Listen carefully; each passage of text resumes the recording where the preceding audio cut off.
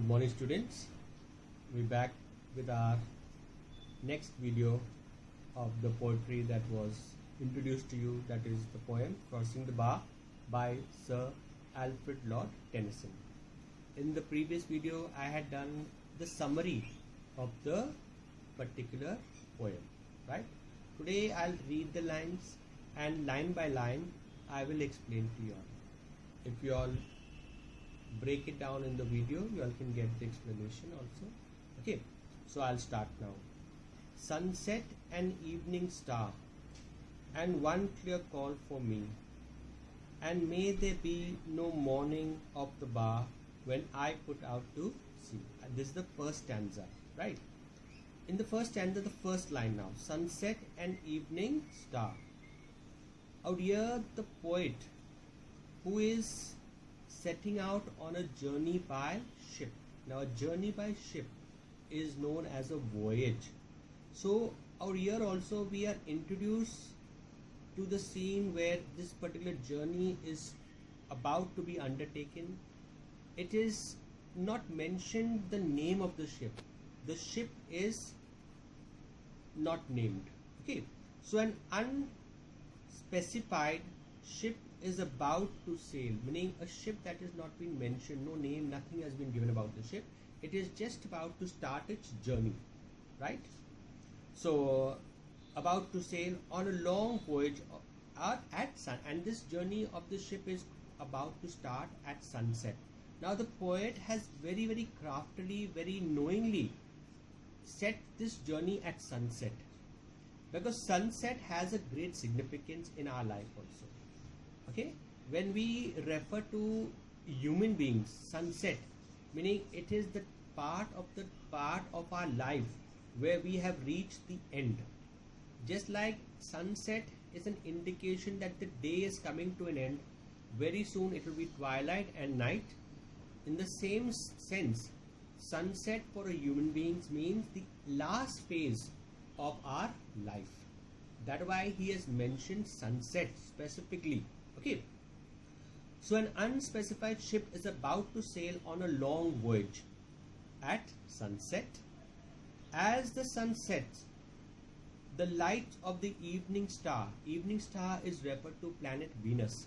The first star that appears in the sky in the evening time is the planet Venus. So as the sun sets, it is turning halka sa, it turns dark, and then we look up at the sky, we can see planet Venus shining brightly. So as the sun sets, the light of the evening star rises to act like a beacon, and when this planet Venus appears in the sky, it is like a torch. When we burn a torch, it gives us light. It gives us, we can find our way. In the same sense, ships, sailors, today we have GPS, we have such machinery that sailors don't have problems. But before this, sailors only had a compass. Imagine, only a compass and the sky. They would look at the stars, they would look at the sun, they would look at the moon, and they would know their directions. So planet Venus also acted as a compass, as a beacon, as a light for the sailors to find their way through. Okay, so as the sun sets, the light of the evening star rises to act like a beacon. Light for the mariner, and this light is for the mariners. Sailors are known as mariners.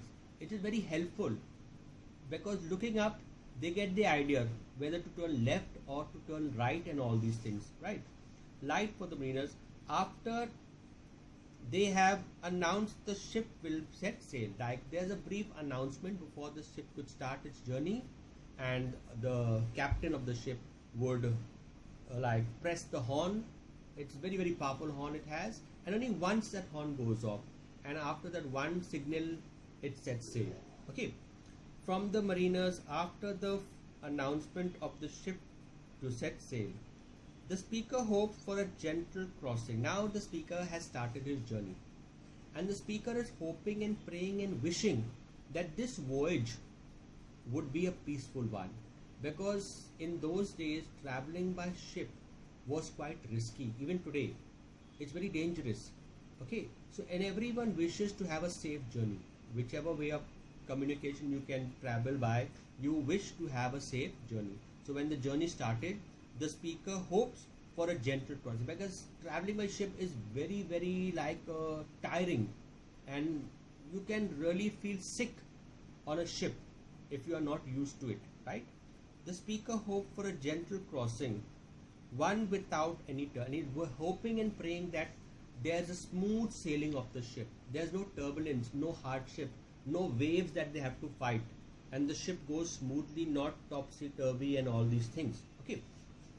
Then, when I put out to sea, the sandbars that separates the harbor from the sea is a demarcation between life and death.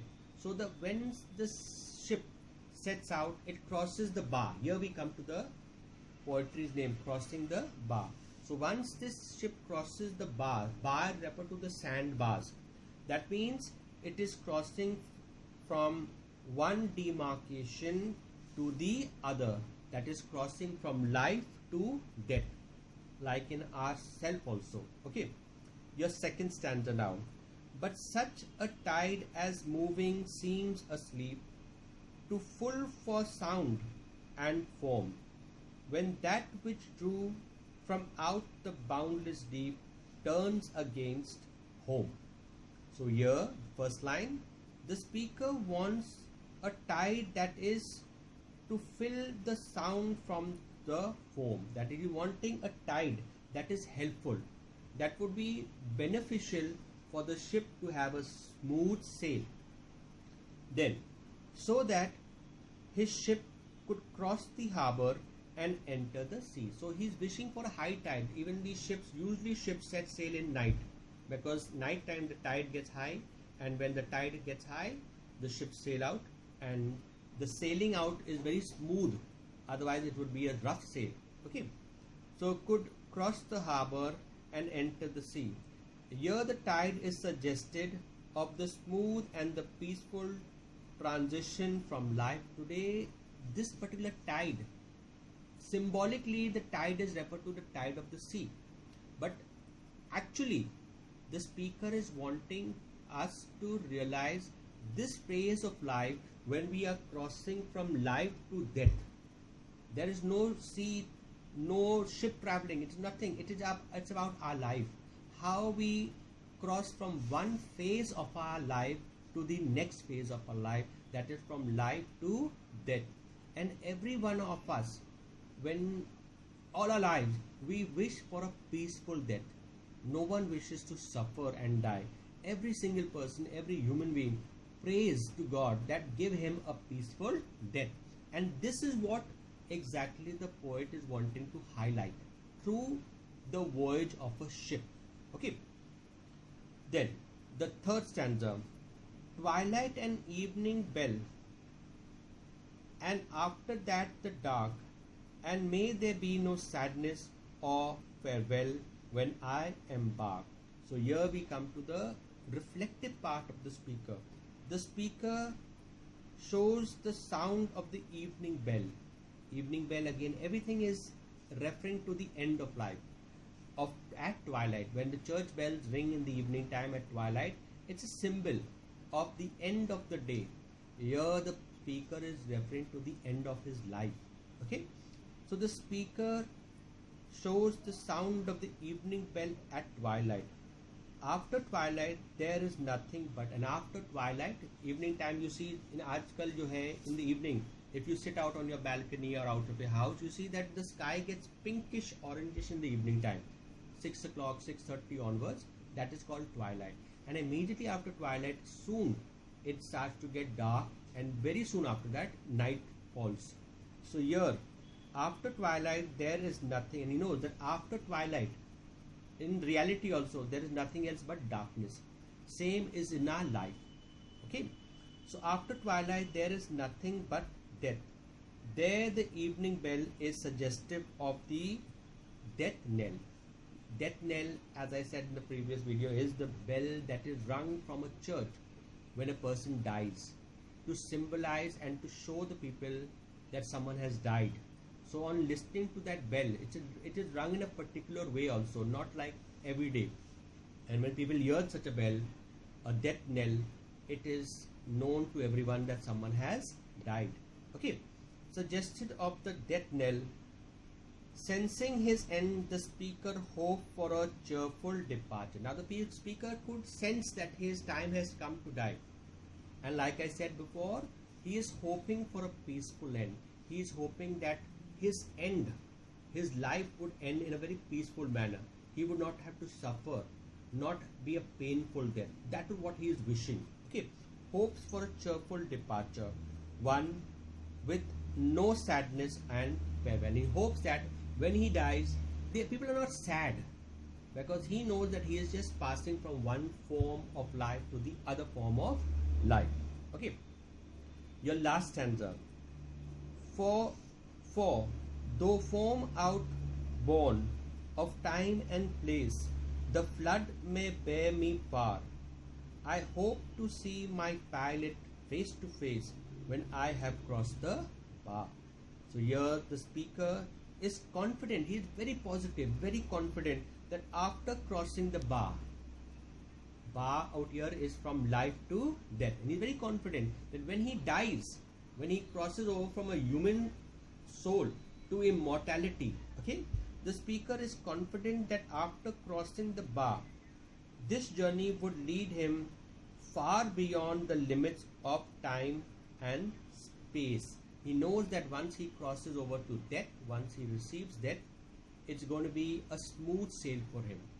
Life is not going to be life of a human life. You're going to live a life in a spiritual way then. Okay? So beyond the limits of time and space, where he would be able to see the pilot. He knows, and he's very happy, very glad about the fact that once he crosses the bar, he will come face to face with his Savior. He will come face to face with his God. And that was the time that would be the most positive thing for him, where he will see his Maker, when he will come face to face with God, when he has left his body behind and now he is in the form of a soul. Okay, would be able to see the pilot. Out here the pilot is referred to God. Okay, face to face after crossing the bar. So after crossing the bar, so remember, crossing the bar is when you die, when you cross from a human form to a form of a spirit. Immortality appears then, and you are no longer a human being. So this is his only wish and prayer, that this should be a smooth process. He is frightened of death. He knows death is inevitable, and he is praying to God. He is very positive about it, that this crossover from one form to the other form should be smooth and peaceful, and he should receive it in a very positive way. And he knows, because he is meeting God, and it's not a sad moment when you meet God. It's a very joyful moment when you come face to face with God after you die. And we may on earth be mourning for that person, but that person up above is very peaceful, is happy in the presence of God. So my dear students, this poetry, although short, has deep, deep meaning. So if you all have your workbooks with you all, remember, take your workbooks out, read the notes. You have so many notes to be read. Its theme, its critical appreciation, the summary wise, and all the things you can get it, because you know your answers are long in these. The poetry may be 14 lines, but your answer will be 300 lines. So remember, that matter you can get from your workbooks. So after seeing this video, go to your workbooks. Next time I will send some notes also, so I can go through those notes also, combine them all, and after that we will have a test again. And this time I hope that you all perform better. You all have an idea about the limitation of the test. Although I don't want that 3-4 pages, but write decent answers, please. Some of you have written answer of 10 lines, 15 lines, even after coming to class 10. Most of you have not given the test. In fact, more than half the class has not given the test, very honestly. And those who have given also, some have done okay, some have done not according to my expectation good. So be serious. Poetry is very typical. You've got to really understand it. Okay, so with this I'll come to the end of today's poetry. Goodbye. God bless.